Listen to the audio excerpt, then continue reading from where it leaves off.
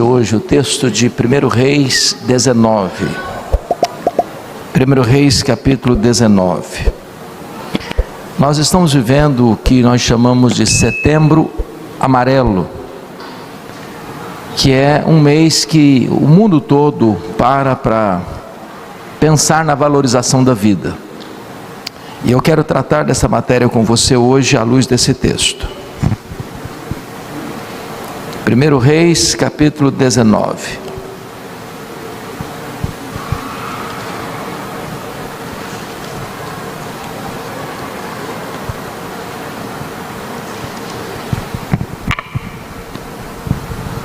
Eu vou ler até o verso 18, e lido o texto, mantenha a sua Bíblia aberta comigo, por favor, nesta passagem.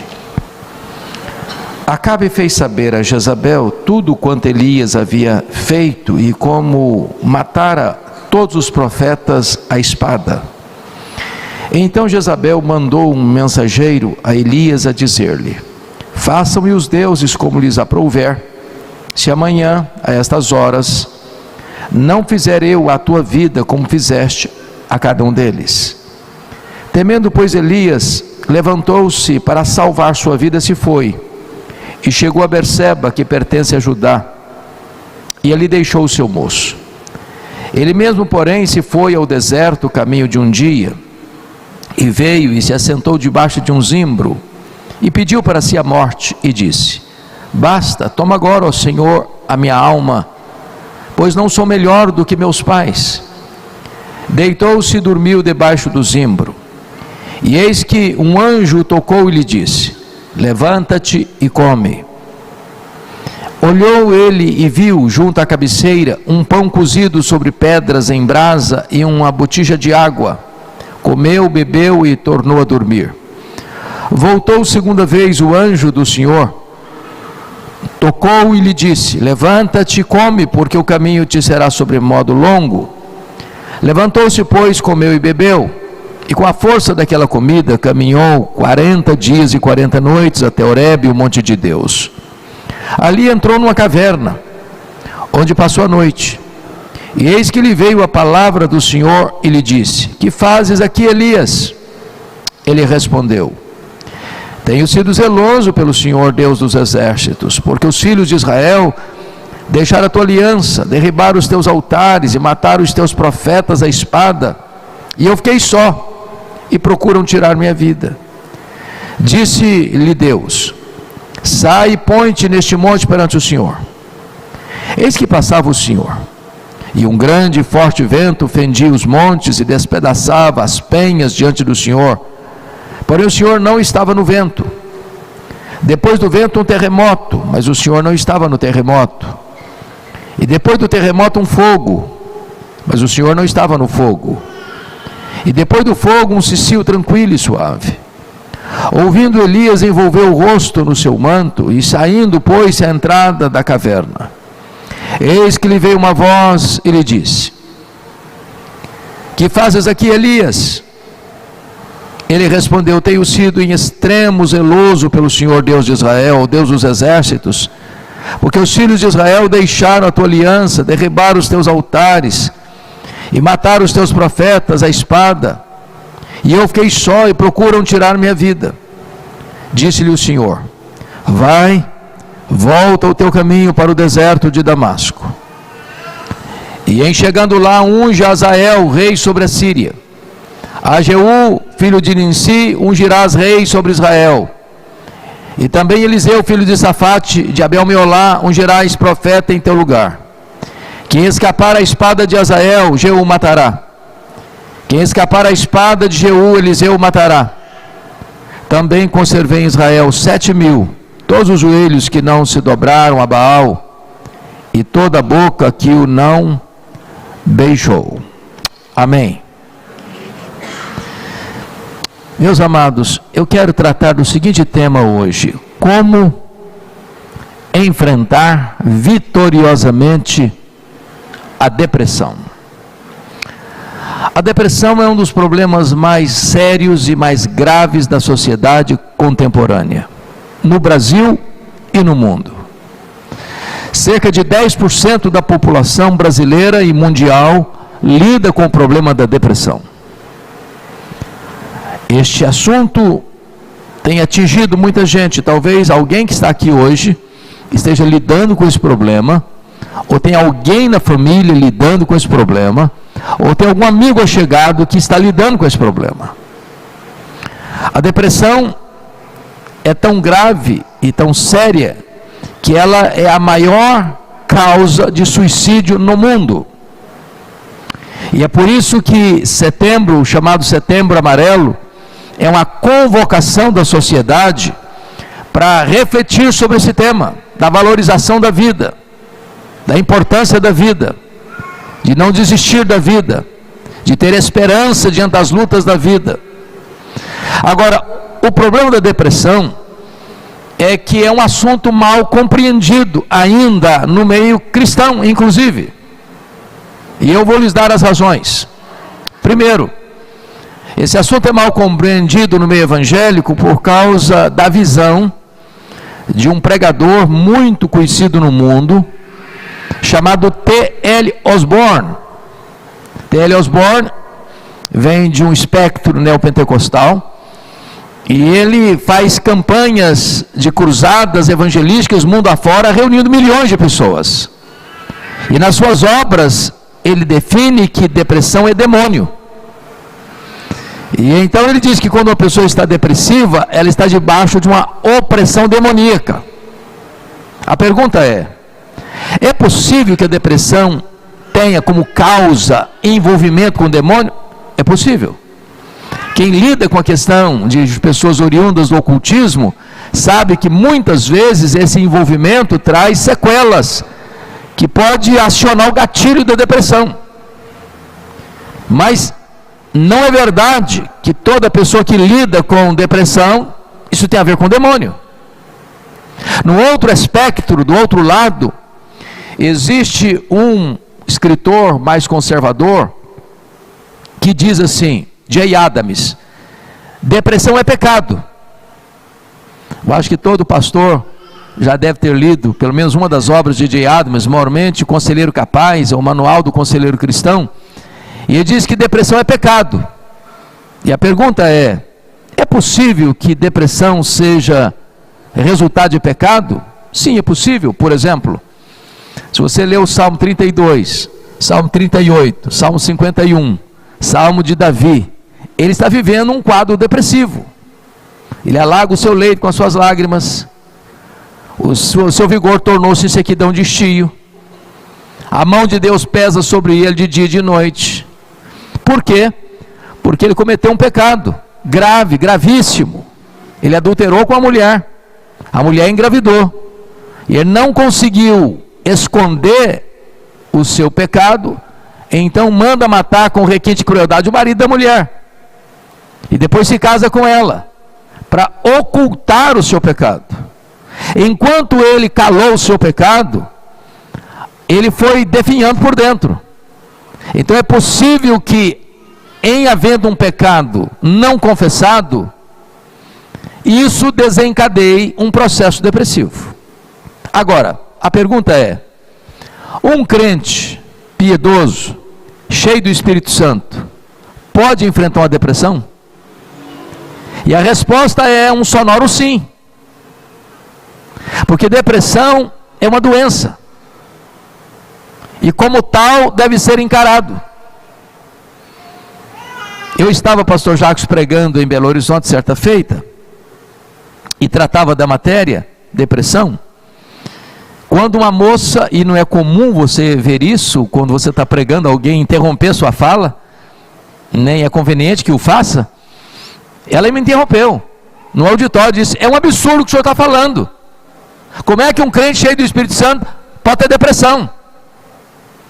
E eu olhei para ela e disse: minha filha, como é que um crente cheio do Espírito Santo pode ter miopia e precisa usar óculos?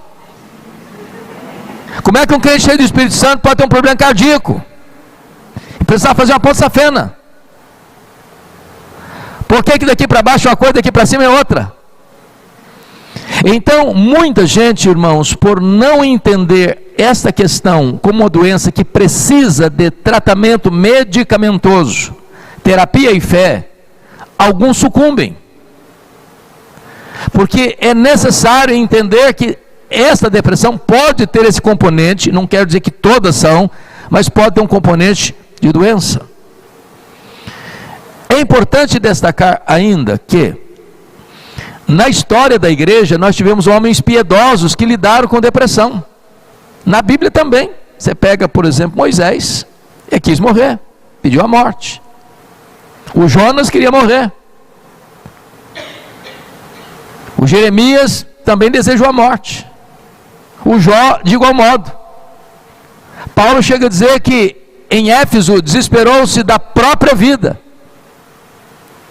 E quando você vai para a história da igreja, você encontra Lutero enfrentando depressão. Você encontra David Brainerd, que foi considerado o maior missionário do século XVIII, o homem mais piedoso daquele século, enfrentando depressão. Você encontra John Bunyan, autor de um livro O Peregrino, um livro mais lido no mundo depois da Bíblia, com fortes crises de depressão. Você encontra o poeta cristão inglês William Cowper, que chegou a ponto nas crises depressivas a tentar contra a vida dele, precisar de alguém ficar perto dele, para acompanhá-lo, assisti-lo. Você encontra o maior pregador do século XIX, Charles Haddon Spurgeon, o príncipe dos pregadores, lidando com crises de depressão.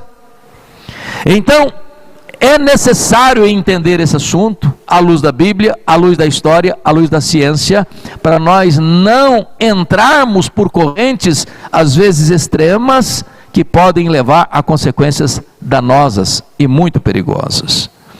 Então, eu gostaria de tratar desse assunto hoje, à luz do texto lido. Elias está aqui, certamente, com um quadro depressivo. Notem que Elias talvez seja o profeta mais conhecido no Velho Testamento. Ele inaugurou o profetismo clássico em Israel. Deus o levantou no momento mais crítico da sua nação, quando a dinastia de Acabe estava no auge do poder. E ele confrontou Acabe, ele confrontou Jezabel, ele confrontou a nação, ele confrontou os profetas de Baal, os profetas de Azerá. Ele viveu extremos muito grandes na vida, a ponto de precisar se esconder à beira de um riacho, sendo alimentado por corvos. Ele precisou sair dali e ir para Sidom, quartel-general do culto a Baal, porque era a terra de Etbaal, pai de Jezabel. E Deus o envia para lá, para ficar vários dias, muito tempo, no território de Baal, onde ele é sustentado por uma mulher viúva, e Deus realiza um milagre, não só de sustento, mas da ressurreição do menino da viúva.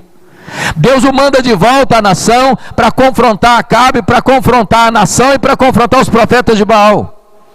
Elias é um homem que ora para Deus se manifestar com fogo, e Deus se manifesta. Ele ora para que Deus restaure a nação com chuvas, e Deus restaura. Esse homem vive milagres. Mas agora, depois que ele escuta toda a nação dizer: só o Senhor é Deus, só o Senhor é Deus, só o Senhor é Deus, pensando ele que haveria uma mudança, uma transformação, um reavivamento na sua pátria, que Acabe e Jezabel se arrependeriam do seu pecado, ao contrário, o caldo engrossou ainda mais. Acabe e Jezabel dobraram a aposta, e em vez de haver uma mudança espiritual na nação, agora Elias está marcado para morrer, e morrer em 24 horas. Quando ele recebe a notícia de Jezabel dizendo: olha, faça-me os deuses o que me aprouver, se amanhã, nessa mesma hora, ou seja, em 24 horas, você, Elias, não estiver morto. E ele temeu, e ele fugiu, ele pediu para si a morte. Então eu gostaria de olhar duas coisas aqui hoje. Primeiro, quais são as causas da depressão no caso de Elias? Primeira causa, com a Bíblia aberta comigo agora, por favor, versículos de 1 a 3, pensamento confuso. A depressão tira da nossa mente a lucidez, a capacidade de raciocinar com clareza. Elias é um homem que tinha plena convicção, embora fosse um homem semelhante a nós, sujeito às mesmas fraquezas, que Deus é quem está no controle dos acontecimentos. Deus o mandou aparecer a Acabe, ele foi e confrontou Acabe. Deus o mandou esconder em Querite, ele foi se esconder em Querite. Deus o sustentou milagrosamente em Querite. Deus o mandou a Sarepta e ele vai a Sarepta em Sidom. Deus o sustenta lá. Deus faz milagres lá. Deus o manda de volta a Israel e ele confronta o rei, ele confronta o povo, ele confronta os profetas e ele fez isso. É um homem que anda dentro da agenda de Deus. Sabe que não é Acabe, sabe que não é Jezabel que estão no controle, sabe que é Deus quem manda, é Deus que está no trono. A história não está nas mãos dos poderosos deste mundo, a história está nas mãos do Deus vivo. Mas chega uma hora em que essa mulher, perversa e má, assassina de profetas, manda um recado para ele: você vai morrer. Você tem 24 horas para morrer. E por um momento, Elias pensa que a vida dele não está mais nas mãos de Deus, e sim nas mãos de Jezabel. Eu quero encorajar você hoje a retornar o seu pensamento para a soberania de Deus. A sua vida não está nas mãos de um sistema econômico, a sua vida não está nas mãos de um sistema político, a sua vida não está nas mãos dos poderosos que assumem o poder, a sua vida não está nas mãos daqueles que patrocinam a violência, a sua vida está nas mãos de Deus. Se você tirar os seus olhos de Deus, você fraqueja. Se você olhar para a carranca da crise, você fraqueja. Se você olhar para o sistema corrompido e mau, você fraqueja. Se você olhar para a violência que se estabelece nas altas rodas do poder, você se debilita. Põe os seus olhos em Deus. A sua vida está nas mãos de Deus. A segunda causa da depressão de Elias está aí no versículo 3. Temendo, pois, Elias. O medo é o segundo motivo, a segunda causa da depressão. Meus irmãos, o medo é mais do que uma emoção. O medo é um espírito. Paulo vai dizer na segunda carta a Timóteo, que, capítulo 1, verso 7, que Deus não nos deu espírito de medo. O medo atormenta. O medo desassossega. O medo apequena você, o medo agiganta os problemas. O medo põe limitação em Deus. O medo tira você da fé. O medo tira o amor do seu coração, porque onde tem medo não tem amor. O amor lança fora todo medo. Então uma pessoa governada pelo medo é uma pessoa atordoada, uma pessoa atormentada, uma pessoa que não tem condições de prosseguir e vencer na vida. Ele temeu, e o texto diz: ele temeu e fugiu, levantou-se para salvar sua vida e se foi, e chegou a Berseba, que pertence a Judá. Preste atenção nisso. Ele estava em Jezreel. De Jezreel até Berseba são 144 quilômetros. Então, é um camarada que está fugindo de uma perseguição de morte da mulher mais poderosa do mundo da sua época. O fato dele fugir debaixo de uma pressão, de uma sentença de morte, retrata para nós o aspecto emocional com que ele foge. Mas por que ele fugiu para Berseba? Porque Berseba não ficava mais dentro do território do governo de Acabe e Jezabel. Berseba está no território de Judá. Ele atravessou a fronteira. Ele teve que entregar o passaporte. Ele está buscando refúgio debaixo das asas de um outro governo. Ele está buscando asilo político. O medo leva você a fugir. O medo leva você a buscar refúgio nos homens e não em Deus. O medo leva você a achar que Deus não vai mais proteger você, como protegeu até hoje. E Elias está com medo. E porque ele está com medo, ele está fugindo. Ele está tentando escapar. E está tentando escapar, porque num dado momento a mente dele fica confusa e ele imagina: eu não posso mais confiar que Deus vai continuar me guardando, agora eu tenho que me proteger. Terceira causa da depressão de Elias: afastamento de relacionamentos encorajadores. Olha o versículo 3, a parte B do verso diz: e ali em Berseba ele deixou o seu moço. Preste atenção nisso. A depressão nos prega essas peças. Quando você mais precisa de gente, você quer ficar sozinho num quarto escuro. Então permita-me dizer isso: na crise, a solidão é uma péssima companhia. Gente precisa de Deus, mas gente precisa de gente. Pessoas solitárias se isolam, e ao se isolarem, tornam-se mais vulneráveis. Todos nós, irmãos queridos, precisamos de um amigo. Amigo do peito. Eu não estou falando de colegas, nós temos muitos colegas, mas poucos amigos. Amigo é aquela pessoa, como Paulo menciona em 2 Timóteo 4, versículo 9, dizendo para Timóteo: procura vir ter comigo depressa. Amigo é aquele para quem você tem liberdade de dizer: corra para cá, preciso de você do meu lado. Amigo é aquela pessoa para quem você abre o coração sem medo dela puxar o seu tapete. Amigo é aquela pessoa que confronta você em particular e defende você em público. Amigo é aquela pessoa que chega quando os outros já foram embora. Não fique sozinho. Busque relacionamentos. É por isso que no tratamento da depressão tem remédio, e em segundo lugar tem terapia. E quando eu falo em terapia, eu não estou só apenas pensando numa terapia profissional.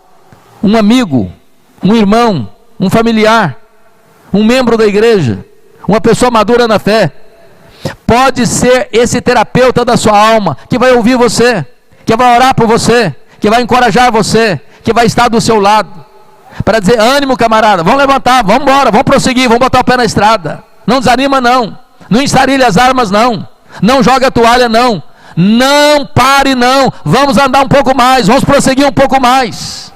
Não dispense os seus amigos, não abandone seus amigos, não fique sozinho. A solidão é um grande perigo.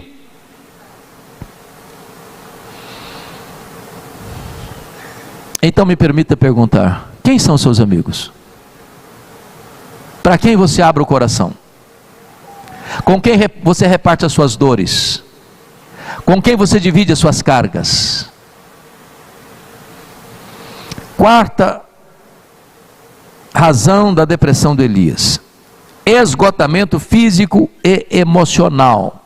Veja o verso 4 comigo. Ele mesmo, porém, se foi ao deserto, caminho de um dia, e veio e se assentou debaixo de um zimbro, e pediu para si a morte, e disse: basta, toma agora, ó Senhor, a minha alma, pois não sou melhor do que meus pais. Então preste atenção aqui. Elias recebe a notícia da ameaça de morte. Ele foge às pressas, 144 quilômetros. Um homem anda, via de regra, 35 quilômetros por dia. Então ele percorreu aí 3, 4 dias, às pressas. Chega em Berseba, deixa o seu moço, deixa a sua companhia, deixa o seu amigo. Sozinho ele ruma para dentro do deserto. O deserto não tem estrada, o deserto não tem destino, o deserto não tem rumo. Um dia inteiro. Eu estou falando de um homem que está aí 4 dias sem comer, 4 dias atormentado, 4 dias com a mente completamente perturbada, desfocada. Então esse homem está esgotado emocionalmente. Esse homem está com o tanque vazio. Esse homem está andando na reserva. Esse homem está sem qualquer condições físicas e emocionais de arrostar e de enfrentar os desafios da vida. E esse esgotamento é um grande perigo. Hoje, amados irmãos, nós temos muita gente vivendo fisicamente exaustas, emocionalmente esgotadas, debaixo de forte pressão, à beira de um colapso físico e emocional, com burnout, com ansiedade, com depressão, com estresse, com as emoções completamente esfalfadas, fragilizadas, precisando de cuidado. Esgotamento emocional.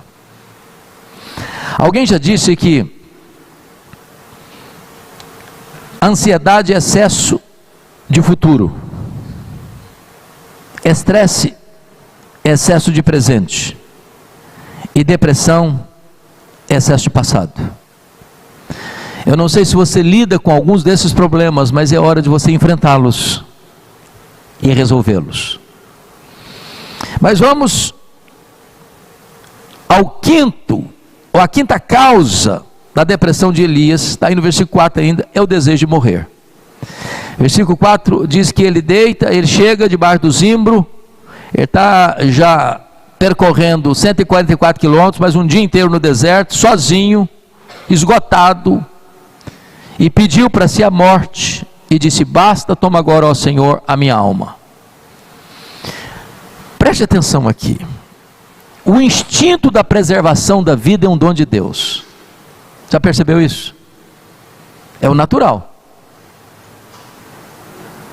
Por exemplo, quando um cisco vem, você fecha os seus olhos, você se protege. Quando uma pessoa está esgotada emocionalmente, esgotada fisicamente, esgotada psicologicamente, esgotada emocionalmente, esgotada espiritualmente, de tanque vazio, andando na reserva, chega uma hora que ela começa a pensar assim: para que eu estou vivendo? Chega a hora que ela pensa assim: eu estou sendo um peso, eu não quero mais viver, eu não preciso mais viver, a minha vida não é mais útil. E a pessoa começa então a se autodesvalorizar, a se autopunir. Ela tem o diagnóstico dela mesma: chegou ao fim da linha, o fundo do poço, não tem mais saída, não tem mais esperança, não tem mais futuro, não tem mais amanhã, não tem mais projeto. Ela dá o diagnóstico para ela mesma, e ela dá a sentença para ela mesma: eu quero morrer, e é agora. Me permita dizer isso. A Bíblia diz que Deus é o Deus que dá a vida, é o Deus que tira a vida. Deus sabe o dia que você nasceu, e Deus sabe o dia que Ele vai chamar você. Isso é da competência dEle. É Ele que sabe quando e como. Não compete a nenhum de nós acionar o braço contra nós mesmos.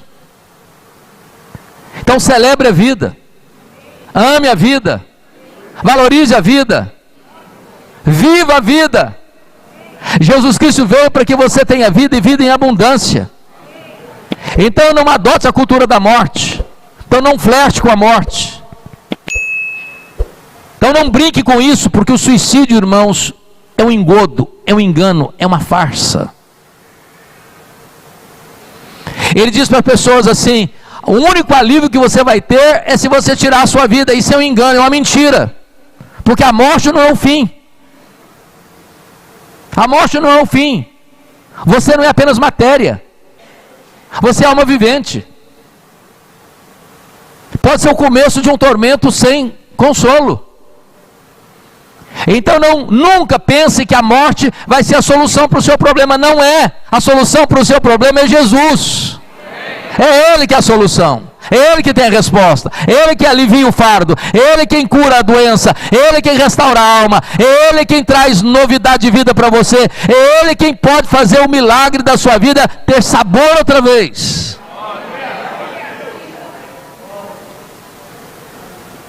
Mas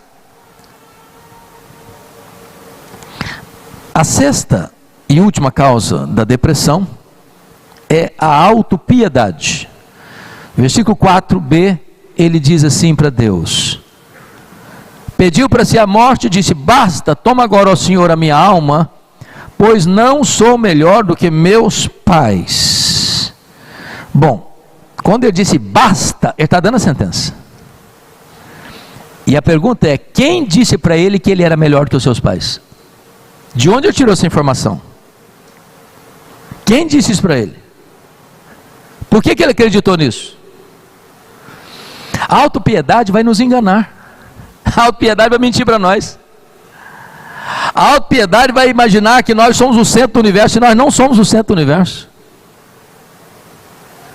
Ter dó de você mesmo não é a solução para o seu problema. Você tem que levantar a cabeça. Você tem que agarrar a crise pelo pescoço. Você tem que botar o pé na estrada e continuar caminhando. Porque se você se render à autopiedade, à autocompaixão, você estará dando diagnóstico, indicando para si a sentença, a morte imediata, foi o que Elias pediu para Deus. Então, essas foram as causas que levaram esse homem de Deus a uma crise depressiva.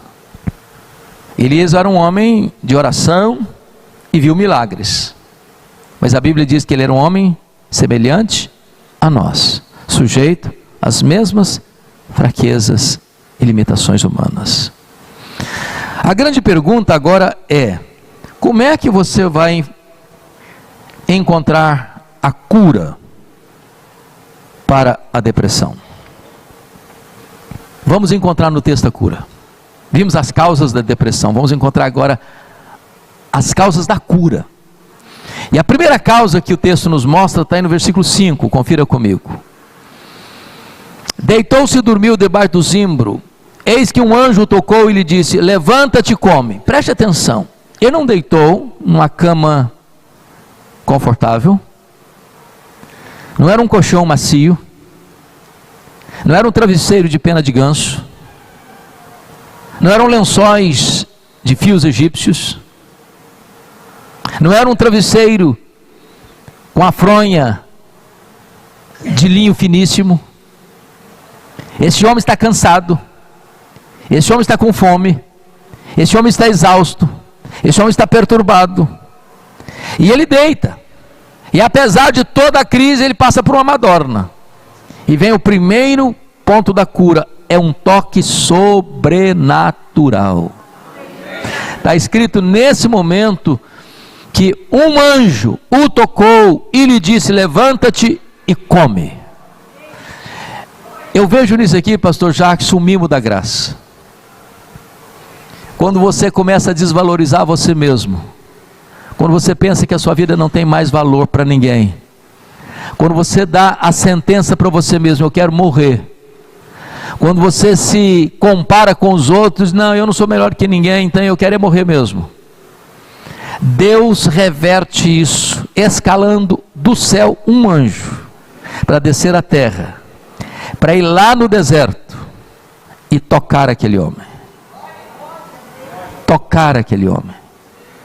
para dizer para ele: meu filho, você acha que você não tem mais valor, você acha que a vida não é mais digna de ser vivida, você acha que os seus projetos morreram, eu quero dizer para você que você é amado no céu, eu quero dizer para você que a sua vida tem importância e tem valor aqui no céu, e eu estou escalando um anjo para ir lá tocar em você. É o toque sobrenatural, é o toque do amor de Deus, é o toque do mimo da graça de Deus, é o toque para dizer: você é importante, você tem valor.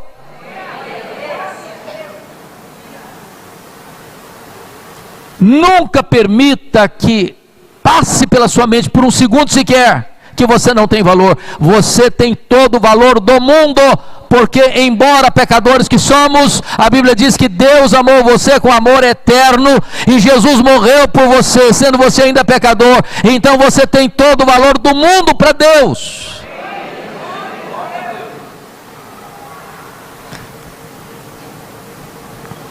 Segundo remédio, cardápio especial. O anjo tocou e lhe disse: levanta-te e come. Versículo 6, ele olhou e viu junto à cabeceira um pão cozido sobre pedras em brasa e uma botija d'água. Irmãos, pão cozido em pedra em brasa e uma botija d'água no deserto é um banquete. É um banquete.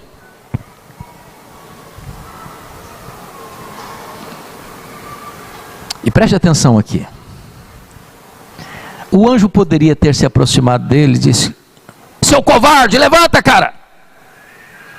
Você não confia em Deus, não? Volta ao trabalho! Nenhuma reprimenda, nenhuma exortação pesada, nenhuma reprovação. Tem hora que Deus só vem lhe dar um abraço, dá um mimo, dizer: meu filho, tem muito tempo que você não tem uma refeição especial, levanta aí, come, aproveita, descansa, desfrute. Eu quero dizer para você que hoje, nesta noite, Deus quer trazer um mimo da sua graça para o seu coração. Talvez você está cansado, talvez você está estressado, talvez você está ansioso, talvez você está emocionalmente já sem nenhuma força, andando na reserva, pois o Senhor está aqui hoje para trazer um banquete para a sua alma, para trazer um alento para a sua alma, para trazer esperança para o seu coração, sem reprimendas, sem críticas, sem acusações, apenas mostrando o mimo da sua graça. Levanta, meu filho, come e bebe.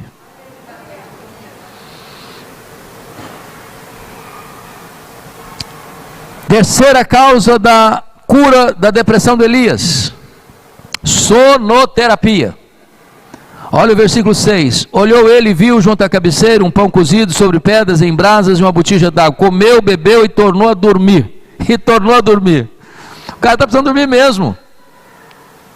Ele já correu 144 quilômetros, passou mais um dia andando pelo deserto, sem comer, sem beber, sem dormir, cansado, esgotado fisicamente, emocionalmente, moralmente, espiritualmente. Ele está arrebentado. O sono clareia a mente. O sono alinha corretamente os pensamentos. Tem hora que o que Deus quer de você é o seguinte: meu filho, tem uma noite boa de sono. Você tem dormido bem? Como é que tem sido o seu sono? Em paz me deito e logo pego no sono. Não é porque está tudo bem, não. Davi está falando isso, habitando em tendas improvisadas no deserto, perseguido pelo próprio filho Absalão. Foi quando escreveu esse salmo. Ô gente, aqui tem luta, aqui tem problema, aqui tem crise, aqui tem gente que não gosta de você, aqui tem gente que persegue você, aqui tem gente que torce para você cair, aqui tem gente que não suporta que você vença. E você não vai ficar dando atenção para essas coisas. Foca o seu olhar em Deus, foca a sua atenção em Deus e prossiga. Deita, ora e peça: Deus, eu quero dormir, eu preciso dormir. Então Deus, me dá aqui um bom sono, me dá uma boa noite de descanso, refaz as minhas forças, refaz as minhas energias, refaz o meu vigor, me dá novo ânimo, Senhor, para prosseguir a minha vida. Não joga a toalha, não entregue os pontos.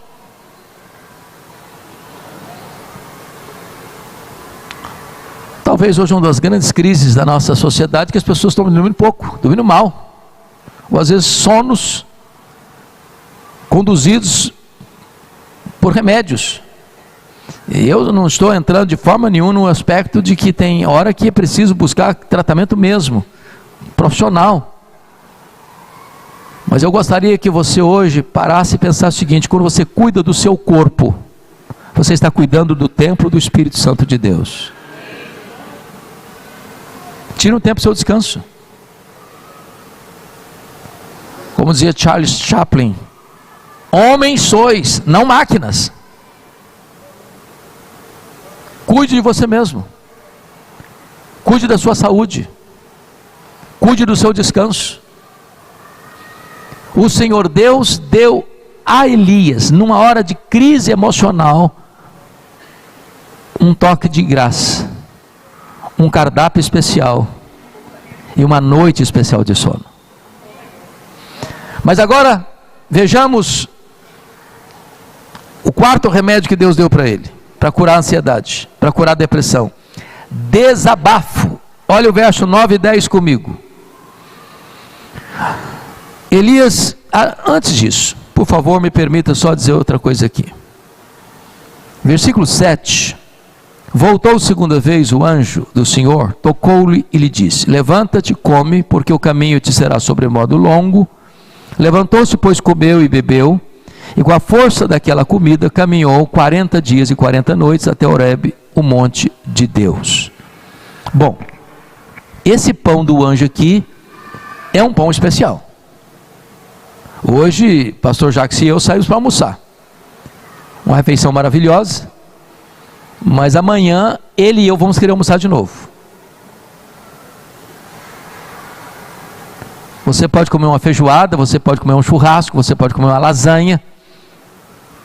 Mas essa refeição não lhe dá força para você caminhar 40 dias e 40 noites. Elias já tinha sido sustentado por corvos. Elias já está sendo sustentado agora por uma viúva pobre. Mas agora Deus escala um anjo para dizer o seguinte: meu filho, eu vou te dar uma refeição aqui. Eu vou tonificar suas forças. E você vai andar 40 dias e 40 noites pelo deserto, até chegar no Monte Sinai, até chegar no Monte Horebe. Quando ele chega, para onde ele vai? Para dentro de uma caverna. E o que que Deus faz com ele? Chega na boca da caverna e dá um grito para dentro da caverna: Elias, que faz aí, Elias? Sempre que Deus perguntar para alguém que faz aí, é porque o cara está no lugar errado. Ele não era para estar ali. Elias está fugindo. Talvez Deus está gritando nos ouvidos da sua alma nesta noite: que faz aí, meu filho? Você está na rota errada. Você está no lugar errado. Você está com a motivação errada.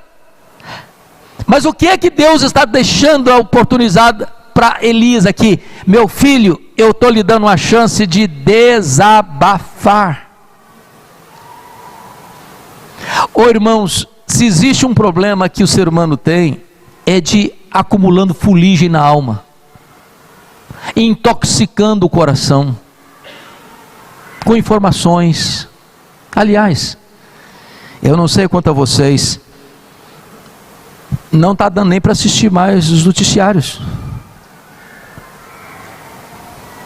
Porque se você for ouvir e assistir, até porque também tem um viés de distorção de fatos, você fica nervoso, você fica com raiva, você fica mais angustiado, você fica estressado. É muita coisa, é muito acúmulo. E o que Deus está falando para Elias? Meu filho, vem para fora, vem para cá, abra a caixa da ferramenta, destranca as câmaras de horrores da sua alma, põe para fora, desabafa, filho. Não estou de forma nenhuma recomendando a você para ficar aí jogando tudo para fora em cima de todo mundo.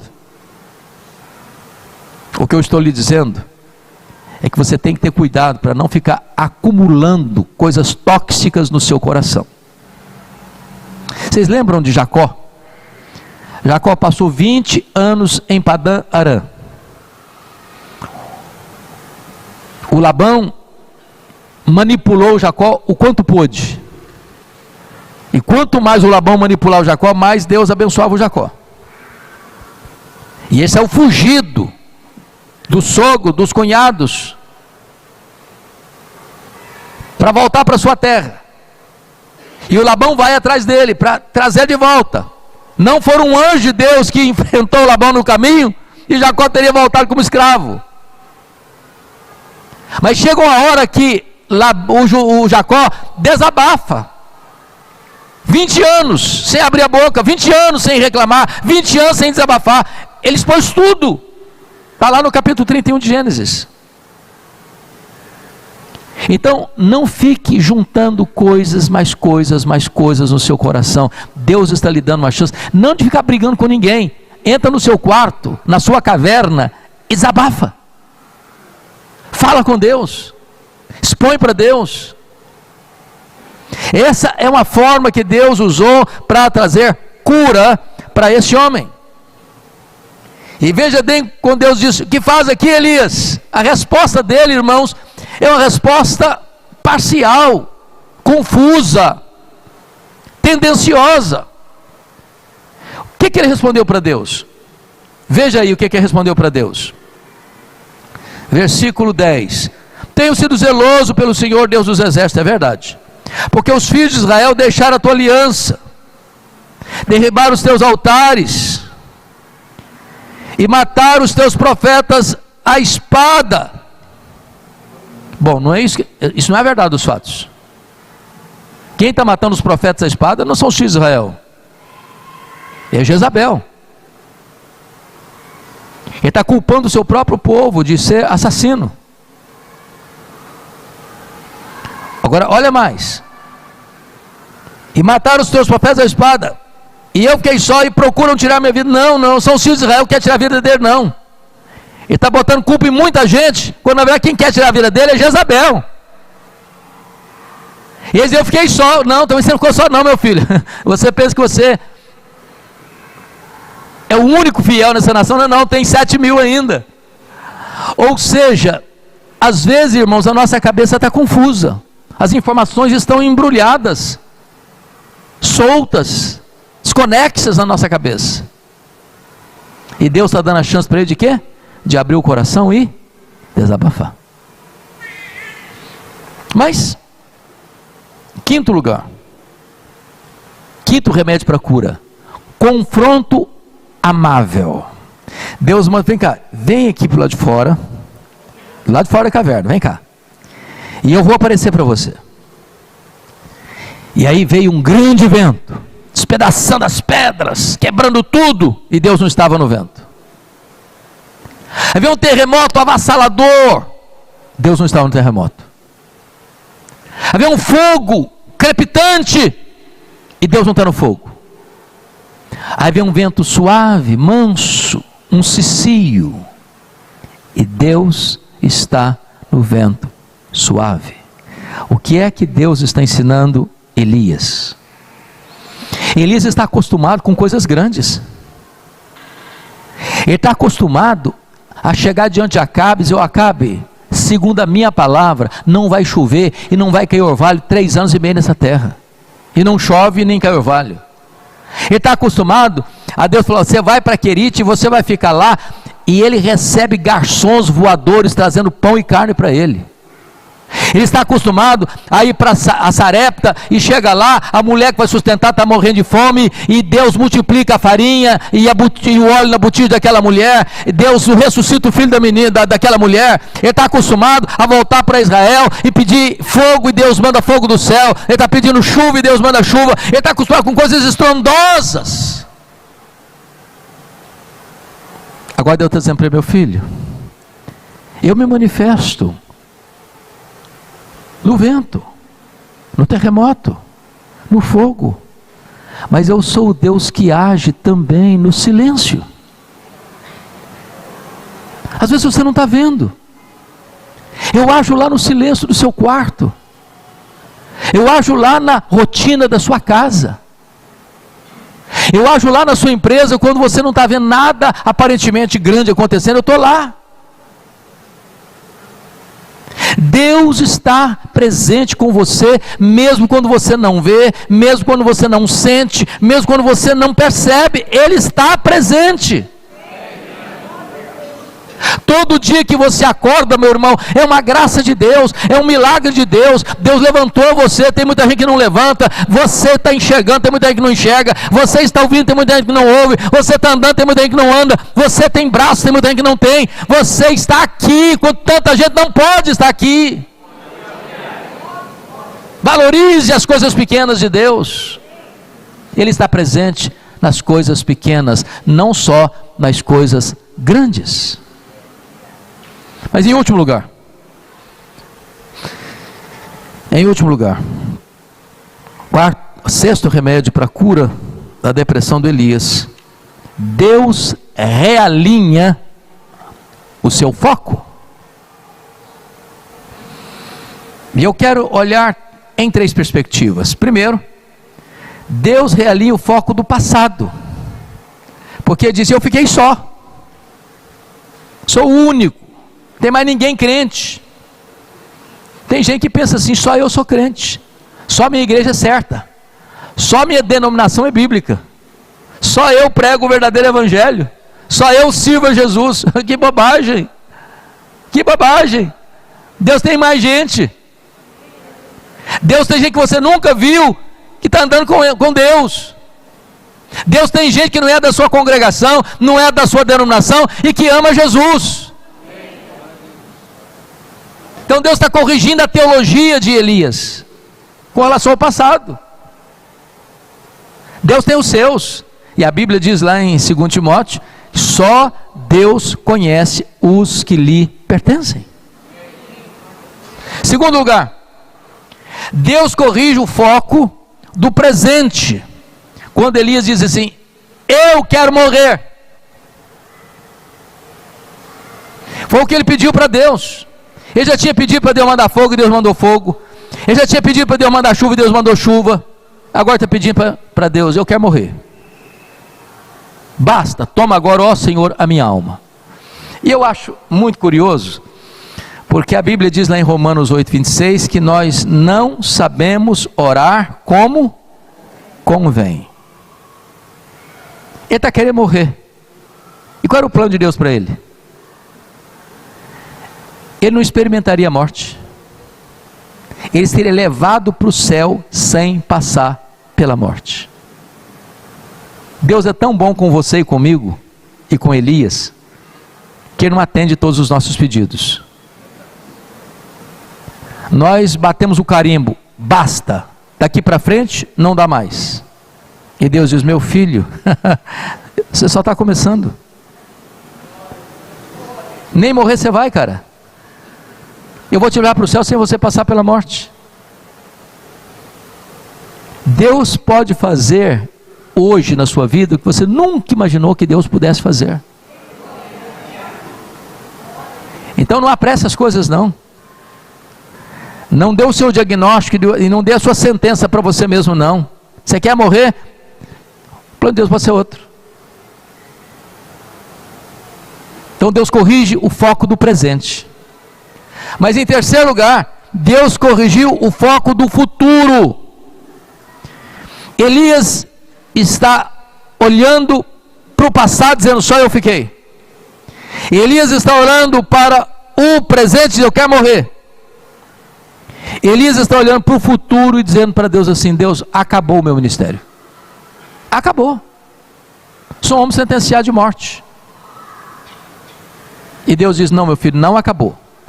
Você vai ungir um rei na Síria, o rei Azael. Você ainda vai ungir um rei em Israel, o rei Jeú. E você vai ungir um profeta em seu lugar, o profeta Eliseu. Pergunta: por que que Deus está fazendo isso? Qual é o problema político que está dominando a nação de Israel?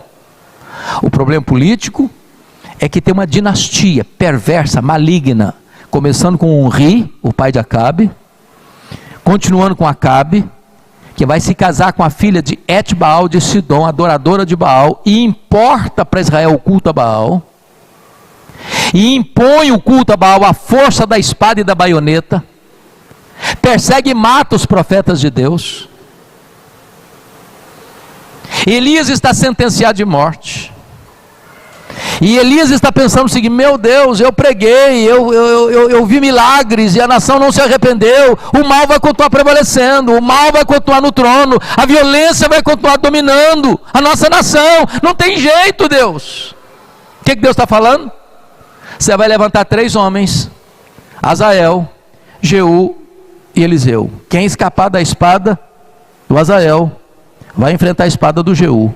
Quem escapar da espada do Jeú, não vai escapar da espada do Eliseu. A dinastia de Acabe vai acabar. Eu vou fazer justiça.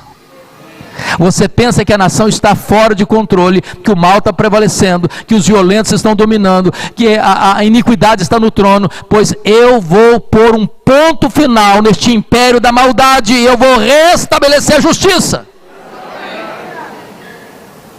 O que aconteceu? Ninguém da família de Acabe sobreviveu. Deus varreu do mapa esta família iníqua. Deus libertou Israel desta dinastia maligna. Deus tirou do trono aqueles que tinham o braço da violência estendido. Lição para nós, para fechar. O nosso Deus a quem servimos é o Deus de misericórdia e é o Deus de toda a graça. Ele pega o caído e levanta. Mas aqueles que resistem a Ele e perseguem o povo dele, terão que enfrentar a justiça deste Deus Todo-Poderoso. E eu concluo, trazendo à memória esclarecida de vocês um fato mundialmente conhecido, que ocorreu neste ano, no dia 5 de janeiro de 2025. A 82ª edição do Globo de Ouro, no Beverly Hilton, em Los Angeles. Lá estavam os artistas, lá estavam os atores, lá estavam as atrizes, lá estavam as pessoas mais famosas do mundo, do cenário cinematográfico, recebendo seus lauréis, recebendo seus prêmios, seus troféus. E a cerimonialista que está dirigindo aquela célebre cerimônia de premiação começa a fazer menção das citações desses atores e atrizes, uns homenageando o pai, outros homenageando a mãe, outros homenageando seus diretores. E ela conclui dizendo: nenhuma menção ao Deus Criador. E dá uma risada sarcástica e diz: nenhuma surpresa para uma cidade sem Deus. E os atores e atrizes rompem em gargalhadas zombeteiras. No dia 5 de janeiro de 2025.